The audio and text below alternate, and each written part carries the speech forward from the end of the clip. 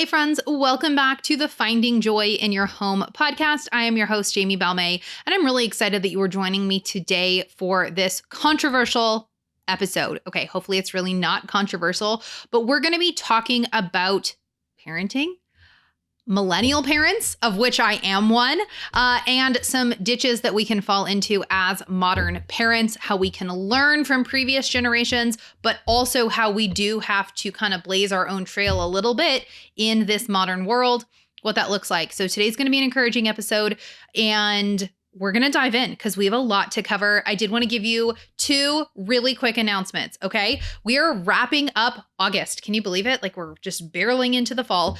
And I've got a couple great things for you. The first of which is that we have our freshly milled e-course on sale. So what we're going to be doing is everybody's looking for ways to save money right now. And so we're going to start doing every month, we're going to put one of our resources on super duper sale so that if these are resources that can help you in your home, that you can get them at a more affordable price. So the freshly milled course is my e-course all about how to grind your own grains. And I mean, talk about saving money. Oh my gosh, we save so much money grinding grains. It has become such a fabulous thing for our kitchen. I've been grinding grains for many years now. And the course walks you through how to do all of it, and you can get 50% off this month. So you can find the link down below in the show notes. And then the second thing is starting August 31st, we have my program, My Homemaking Mentor, which is my training academy for Christian women.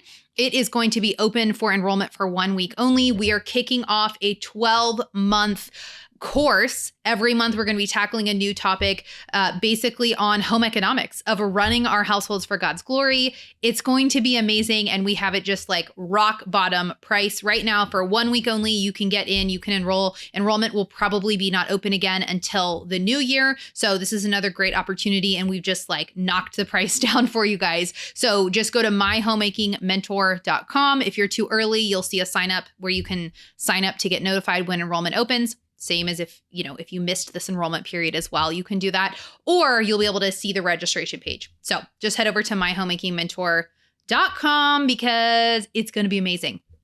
Okay, so let's jump in. All right, so there is a reel going around on Instagram, it's called the 80s parent versus millennial parents. And I think we need to address a few things because this reel is very funny, but it also hits at the core of what a lot of us as millennial parents struggle with right now, or just modern parents. And so what we're going to do is we're going to go ahead and watch that reel, and then we're going to chat about a few things. So let's go ahead and watch it, or if you're listening on the audio, you can listen to it. 80s mommy versus millennial mom. I have so many questions. We're going to do a fire round. First of all, what did you do without Google? What do we have to Google? Everything. But for starters, poop. I Google poop. Why do we Google poop? The baby poops. Because you have to know if the color is an okay color, if it's healthy. I was a nursing mom, so if the poop came out green, I ate broccoli. Were you eating a lot of broccoli? What did you do without having a monitor? I was the monitor. Go in and feel you. How did you sleep without having your monitor? Well, we just slept. How could you monitor the nursery temperature, to make sure it's at 68 to 72? It was whatever the house was. If you were hot, you slept in a diaper. If you were cold, you had a blanket around you. Did you feel the pressure of only having 18 summers?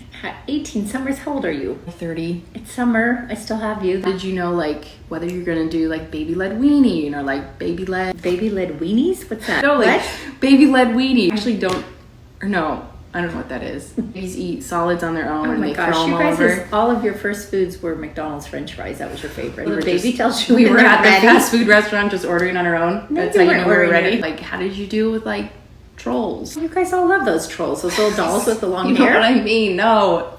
The only judgy mom feedback. No, our only feedback was from our friends. Were you constantly worried or berated with enjoy these days? They're only little for so long. You soak it in. No, the days were long. All right. So obviously some very humorous things in that reel that we can probably identify with in several different areas. But here's what I want to talk about. So when you open up the comments on that reel, over on Instagram at least, over and over again, the comments are from moms saying, I wish I could be the 80s mom. I wish that I could be like that. And so when I was looking at that reel and thinking about it, I started thinking of all these different things that I want to talk about today. So today is not really about that reel. It's just talking about, I think, a lot of what we can identify with, the feelings that come up in that reel. Okay, so here's the thing. 80s moms did things wrong too, right? Okay. There's no perfect parenting generation. We're not hearkening back thinking, oh, moms of this certain generation did everything right. And I mean, those of us who were raised by 80s moms can say, hey, our moms did not do everything perfectly or did things horribly wrong. Like, okay, right? So we're not saying that the 80s parents or the 60s parents or the 90s parents or whatever did it all perfectly right. But there is definitely something when you look at this reel, when you look at this idea, there's definitely something in a lot of us moms that go, I wish I was more like that. Or I wish that I could be like that. Or I just wish that there was that peace and that non-anxiety. And there's really good info that we have access to today. We're going to talk about that balance. And there's times to be aware of what our children are doing, if they're hitting milestones, like all of that. But I think that this viral reel also hits at the core of what a lot of us moms struggle with today. That anxiety, that fear, that information overload, that feeling like we have to check every single fact. And yet it's absolutely overwhelming. So we're going to talk about a few things today directly related to that. Why are we feeling that? What can we do about it? All right. Number one thing is that access to too much information is not actually always a blessing, or is usually maybe not a blessing. And those of us who are modern parents, many of us can remember growing up without technology at our fingertips. Some of us much younger moms maybe can't. But I know I can. I didn't have a cell phone growing up. We didn't have, we really didn't have the internet at home until I was a later teenager. And even then, it was old dial-up. It was slow. We didn't grow up with all of this stuff at our absolute fingertips. And yet we have been the generations who have been this in the middle, where we now as adults have access to this. I didn't have a smartphone when I first got married. So there's been this huge onslaught of information that we didn't have in previous generations. So for most of us, our moms who were raising us didn't have all of this technology at their fingertips. And so right now you can literally Google anything. And when you Google anything, I mean, almost anything, eventually the advice is going to tell you that you need to go to the ER and that you're going to die. So I remember when I was pregnant with my fifth, I had a placenta previa. And I am actually a ridiculous researcher. I like to research absolutely everything. And in fact, I think it actually makes me feel better. Having unknowns floating out there actually makes me feel more like, oh, I don't know. But if I can research something, if I know the facts, the way my brain works, that's actually comforting to me. So I got the lab results on my phone. I didn't have a doctor call me. You get the results right away nowadays. So I got the results on my phone that said I had a placenta previa, and my appointment wasn't scheduled for another week to go over those results. And so I took to Google, and of course, half of Google is telling you that you're going to die and that your baby's going to die. And then the other half was actually really helpful, and you have to have that discernment right now. But I researched, I actually felt better. I felt like, okay, I know what this is, but I went into my appointment, and the doctor who I was meeting with started the appointment and is going over all my stuff and is talking about, I don't remember what she was talking, something about my next appointment and then my glucose test. And so I look at her and I go, okay, but what about the fact that I have a previa? And she goes, you have a previa? She didn't even realize. So she pulls up my chart and she goes, oh yeah, okay. So the next words out of her mouth was, well, don't Google it. You don't need that stress. And I think that was so, and I'm like, well, I already did. And I already have gone down that rabbit trail. And yet there's some very true wisdom in that, because it was not a dire emergency. It was something that my medical team needed to be aware of. It was something that we needed to be aware of, that if I had any ounce of bleeding, I had to go to the hospital right away. I had to be aware. However, there's also very much not blessing in knowing too much and hopping online and hearing every horror story that has ever happened with a previa, or all kinds of other issues. With my seventh baby, I had what we thought was an accreta. We thought the placenta had grown through my uterine wall, which is not a good thing. We were looking at delivering him at like 33 weeks. There was a whole lot.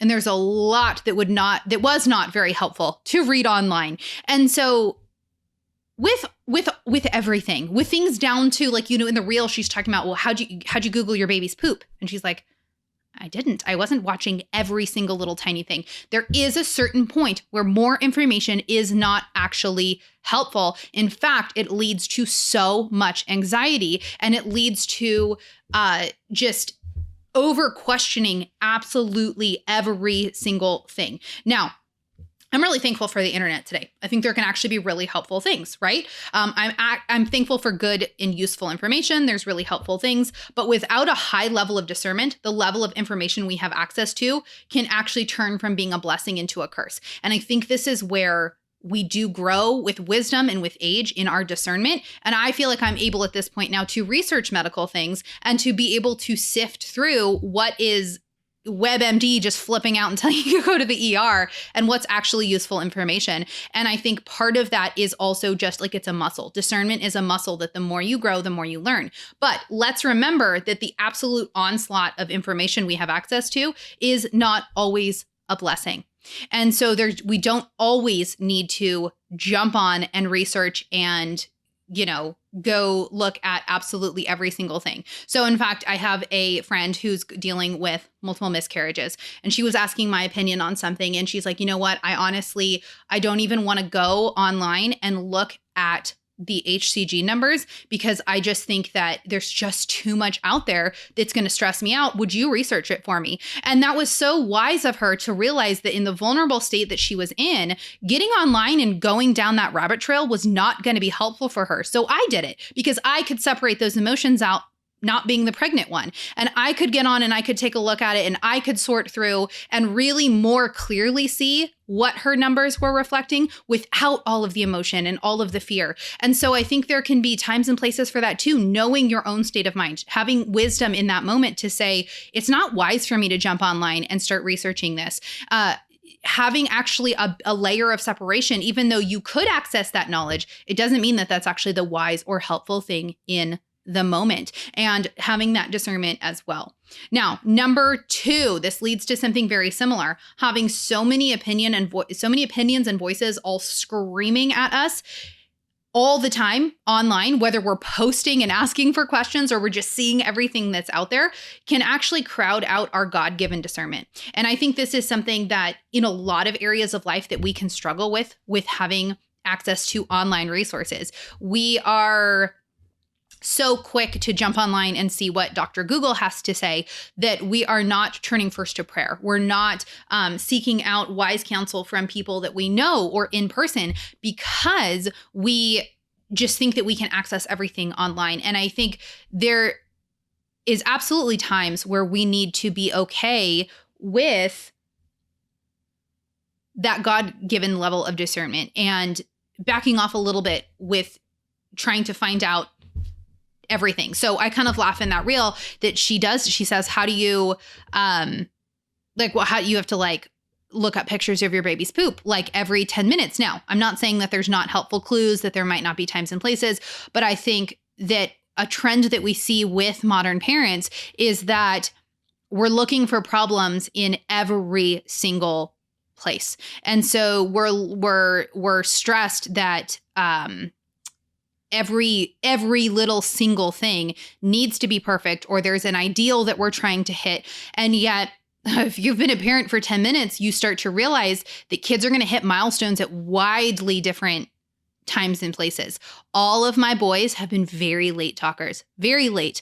Not like extreme, but over 3 years old until they're actually talking. My daughter, on the other hand, said her first word at 10 months. And by 15 months, she had full, complete sentences. I've had very opposite extremes. I've had the very early talkers and the later. I have had a son who started walking at 9 months and by 12 months was fully running everywhere. I've had 2 babies that didn't even try to start walking till 15 months. So you realize as you age, as you get wisdom, that your kids are going to do things all at different ages. And there's so much that can vary. And I think as moms, God does give us a high degree of discernment with our own babies. But when we are constantly online trying to figure out the different things, we're not taking that time to actually listen to what the Lord is leading us in. And we have to have that. We have to lean into that discernment. So we need to be careful to not let other people's opinions take over and crowd out what God's calling us to.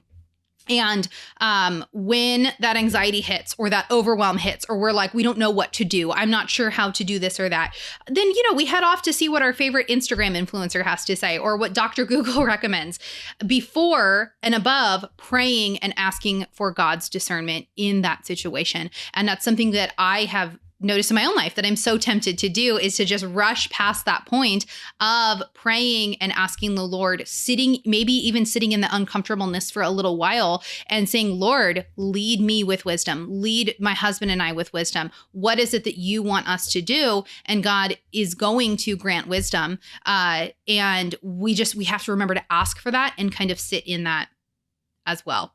Okay. Number 3, what this leads me to, my number 3rd conclusion from this reel, is that we can come to despise the older generation's advice. And this is a very dangerous situation. All right. We're in a very unique generation. So I am saying this with full and complete sensitivity. I don't think that this is easy today. I think there are multiple generations above us now that have forgotten a lot of this stuff. Knowledge is not inherently passed down from mother to daughter anymore. Sure, there's absolutely situations where it is. There's wonderful families who are passing down information, who are passing down practical skills. But by and large, a lot of us who have become moms have come into our homes, have come into our motherhood with zero practical skills. We were not raised knowing how to do any of this stuff. I had never changed a baby's diaper before having my own baby. I came into marriage having no clue how to cook, how to clean, how to do anything, how to grocery shop. These are not skills that were passed down intergenerationally down to me. And there's a lot of us who are in similar situations. And so we do find, I find that it's a very awkward situation because we ideally should be learning from future generations.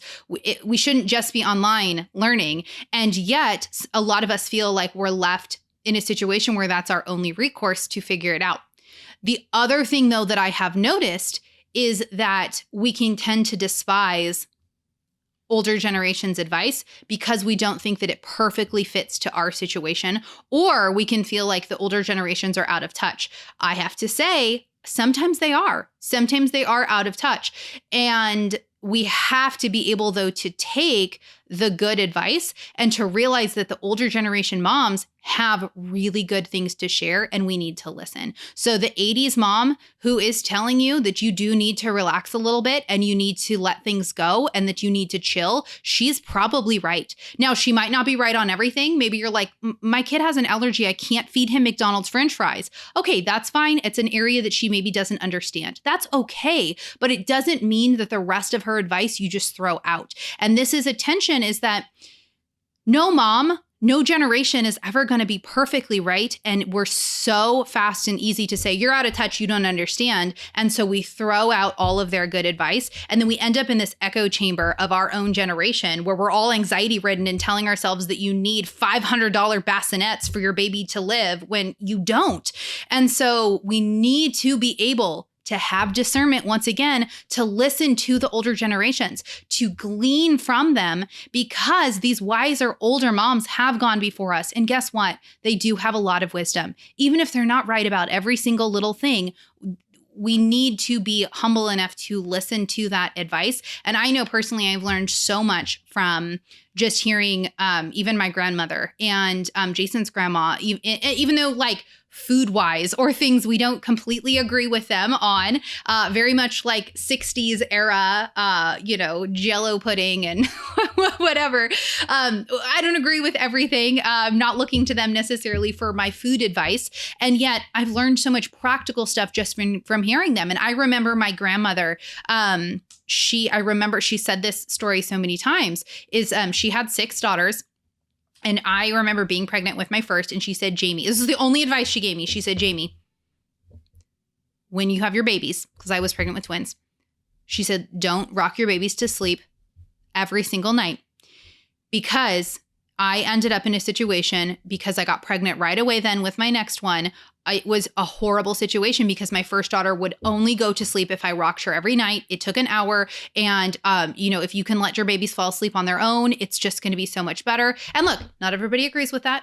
If you rock your baby to sleep and that works well for you, that's totally fine. But I really took that advice to heart. And so for me, I thought about that going straight into motherhood. That was a really good piece of advice that she gave that I was aware of, that if the baby's starting to get drowsy, go lay them down before they're fully asleep. It's actually a really good piece of advice when you're struggling with sleep and trying to get your babies to sleep. And with twins, I needed all the help I could get with trying to get 2 babies down at once. I didn't know at the time that I was going to go on to have a second set of twins right after. Could you imagine if I had to rock 4 babies to sleep every night?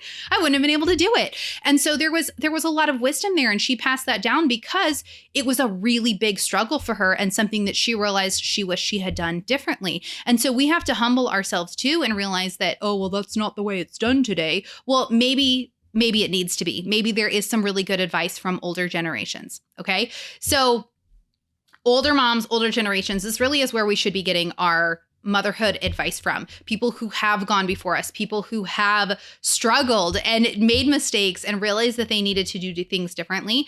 And like I said, when we end up in an echo chamber of just our generation on the internet in often harmful chat rooms, because moms can be terrible to each other, we're not learning from older and wiser generations. Now, of course, there's absolutely things you can learn. I've totally learned things from women who are my own age. I've picked up tips from moms. Like, I have 7 kids. I've learned things from a mom who has 1 that I'm like, hey, that's a great idea. Like, we can learn from all kinds of people. But I think a particular problem with our generation is I have moms who ask me all the time, what are your newborn must-haves? Because it's so trendy on Instagram and on social media right now to see these like nurseries that cost $5,000, and you have to have the swing that costs $700 and the stroller that costs $1,000 and the car seat that's $500. I mean, these are real figures, you guys, and you don't need those things. And so new moms can feel so overwhelmed and like they can't afford it. And you don't need a $700 bassinet when a pack and play works just fine and is $50.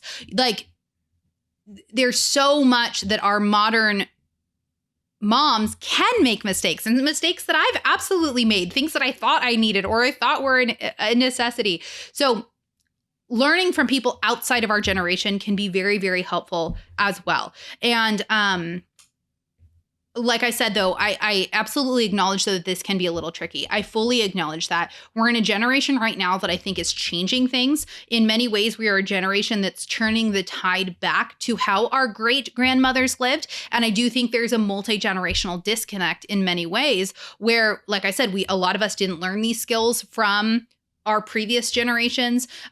There's so much, especially around cooking and nourishing our families, that we missed out because our moms didn't know how to cook, because their grandmothers, their mothers were making TV dinners. Like, there's multiple generations now where I think there's a lot of gap where we're trying to figure out how to learn these things again. So I'm not necessarily looking to my grandmother who raised her babies in the 60s, who was encouraged to switch to formula because formula was actually better. I'm not necessarily going to her for breastfeeding advice, right? And that's okay. That's okay to acknowledge that, but that also doesn't mean that she doesn't have a lot of other great practical help and ideas and knowledge from raising children of her own. And so we have to recognize that, yeah, there's a gap. The previous generations didn't do anything perfectly, but nobody did. Every generation's going to deal with their own things. But it takes a high degree of discernment, which again comes through prayer and from wisdom, to recognize that. So, it's easy to look at kind of past generations. I think especially with a lot of health issues right now, there's a lot of us dealing now with health issues in our children that stem back a couple of generations. And so in some ways it's easy. I used to love talking to Jason's grandma. So she passed away a couple years ago, and I loved hearing her stories. She was born in England. She came over here. She had her children in America. Like, there's so much so many interesting stories, so much wisdom and so much wealth. And I loved talking to her. But she was definitely more of that era where they didn't really struggle with food and with health things. And so it was easy for her to say, well, we didn't worry about any of that when we had kids. It didn't matter to us. We did this. And as generations who are more aware of things, we say, well, yeah, but like your vaccine schedule was not the same as ours. Yeah, but they didn't spray glyphosate on absolutely everything. Yeah, but like your cereals that you were raised on are very different ingredients wise than what we are like. There's differences. There really are. So a lot of us are struggling with food allergies in our kids. We're struggling with gut health issues. And these are real things. These are real things. It's not like whatever, just eat McDonald's 3 meals a day because none of it matters. No, there's real things that matter, but that also can lead to so much more anxiety that we freak out on every little food thing. Whereas if you're going to have some McDonald's French fries, it's not going to kill you. And so we have to, obviously extreme food allergies aside, but there are things that we deal with that previous generations in the last generation or two didn't deal with. And so our grandmothers maybe don't fully understand why some of this stuff is a big deal when it is. At the same time, though, our generation then, as a generality, can tend to be too concerned. We can tend to be way too freaked out. We can go to the extreme that if our grandparents are outside of deadly allergies, guys, okay? Please hear my words, use discernment. But I have friends who, if they're very loving grandparents, take the kids for the day, are going to take them to an amusement park, are loving on them, are lavishing on them, and they happen to stop by McDonald's on the way, they freak out. They are so upset. Instead of recognizing and realizing what's the greater good, that your grandparents are involved, that they're with your children, and your children are going to be absolutely fine from having McDonald's once. It is not, or they do it weekly. That is where we have to have a high degree of trust in the Lord. We have to recognize that that is being way too anxiety ridden. That's being way too overboard. Even if, and this is coming from someone who's super crunchy. I'm very concerned about the ingredients that are in my home. I'm very concerned about what we eat. I'm not one of those that's like, nah, none of it matters, whatever. There is absolutely balance, though. And that's what I'm saying is our generation, and I've recognized this in myself and I see it in my friends too. We just tend to be way too freaked out on everything. And there are absolutely good lessons that we can learn from older moms, that there are times where we do need to chill a little. And yet we have a hard time taking that advice from our moms or our grandmas who are saying, maybe you need to chill a little, because we go, oh, you don't understand. You don't understand. Yes, maybe they don't understand some of it, but also it doesn't mean that they're not recognizing that you do need to chill a little bit. And I think that's a struggle for a lot of us, So just because, this is really convicting to me, this is what I've had to go through. Just because we have access to more answers and more knowledge than our grandmothers did, it doesn't mean that we actually know more. And we need to recognize that.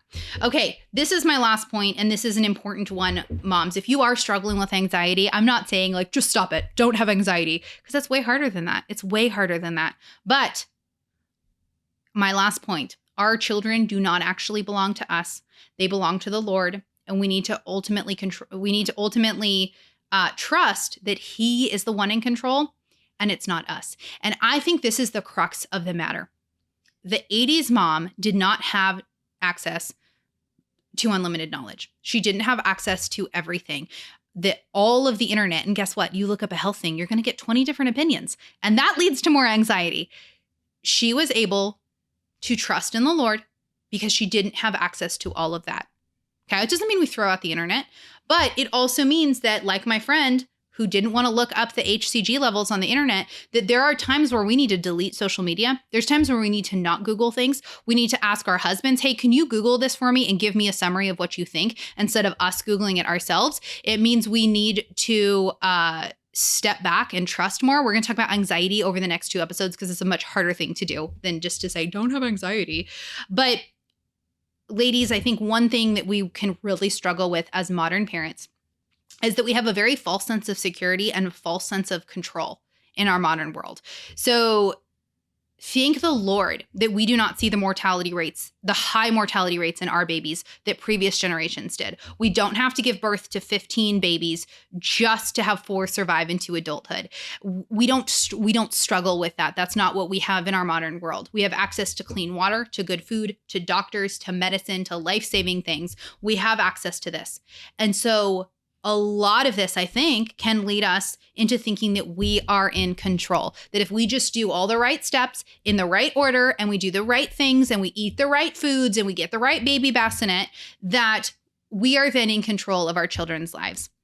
And yes, God does ask us to be wise. He asks us to be self-disciplined. We have to work very hard to care for our children, to take care of our households. And I think one of the things God has called me to as a mother is to nourish my family well. I think that is a responsibility. I don't think we should just eat McDonald's 3 meals a day and not care at all about what we eat. I think what we eat nourishes our body, in turn gives us vitality. We're going to talk about anxiety. I mean, I think your diet can have a lot to do with anxiety, or there's things you can do from a health standpoint.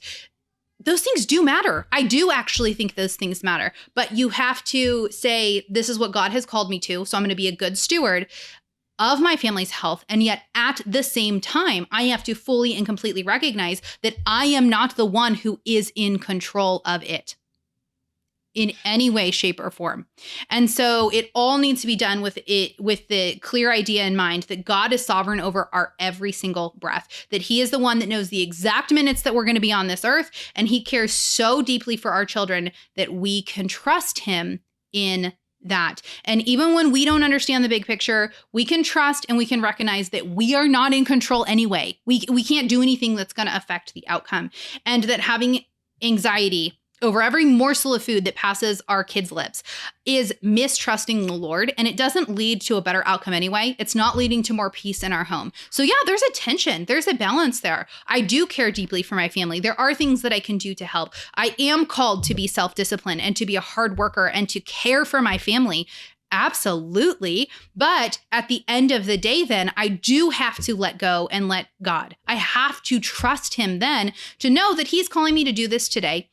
And I'm going to trust him for the rest. So something that I say all the time that Jason actually just yesterday, what was I saying? And Jason said this back to me and I was like, oh, he used my own words against me, but you're right, is that we do the best we can with what we have and we trust the Lord with the rest. There's things with our diet, with our food, there's things I would change. There's higher quality things that I would prefer to buy and to get, and I can't. Our budget cannot allow it. In fact, we've actually had to look for ways in this last year on things to cut back and to actually maybe buy lesser quality, because food is really expensive right now. And I have to say, I'm doing the best I can with what I have, the resources that God is giving me right now today. I'm going to do the best I can. And I'm going to trust the Lord with the rest. Everything else that I can't control, that I can't do, I'm trusting God then. I'm trusting God because I'm doing the best I can with what I have today. And as moms in this modern world, I think that's what we need to tell ourselves over and over again, whether it comes to food or school choices or, I mean, just, right, the 50 million things that we as moms come across, these decisions that we have to deal with every single day, day in and day out. We do the best we can with what we have, and we trust the Lord with the rest. And it doesn't mean we become apathetic parents. It doesn't mean that we don't care about anything. No, we care, we make decisions, and then we trust the Lord. And that's something that we, as a generation, generally, I don't know what I was trying to say. Generally, it's something that we struggle with, and we need to recognize that, and recognize that is a particular struggle of our generation. All right. In the next 2 episodes, we're going to be dealing with the topic of fear and anxiety. So many of us can struggle, just like we talked about today, with anxiety over our kids in our everyday actions, decisions, but we can also have fear over the world, what's happening. And so in the next 2 episodes, we're going to do a little mini deep dive onto anxiety, because I think it's a really great time to talk about. I've noticed that on social media lately, I'm having some more of that like kind of anxiety, and I'm like, oh my gosh, now what? Oh, I don't want to read this. Oh, this next year is going to be crazy.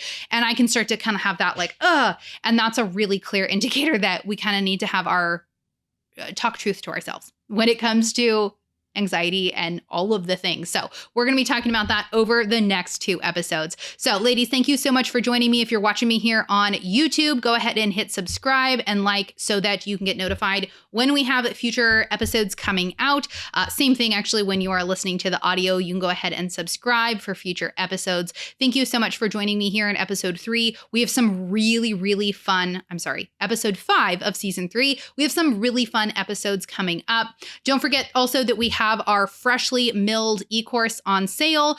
You can find the link in the show notes. You can get 50% off if you do want to learn how to grind your own grains. Let me tell you what, from a health perspective, it is amazing. It's so fun and can be such a great way to nourish your family. We don't do it from a place of anxiety, but it can be a wonderful way that we are caring for our families. And then if you actually do feel like I completely missed out on practical skills, I don't know how to run and manage a household, meal planning, cleaning, all of the things I need some help in, then I really want to encourage you to come join our My Homemaking Mentor. It is my online training academy for Christian women where every single month we work through a different topic. We have a new 12-month home economics course, like college level home economics course that we're going to be going through. So if you want to come join us, doors do open August 31st at myhomakingmentor.com. We have a huge, gigantic sale going on.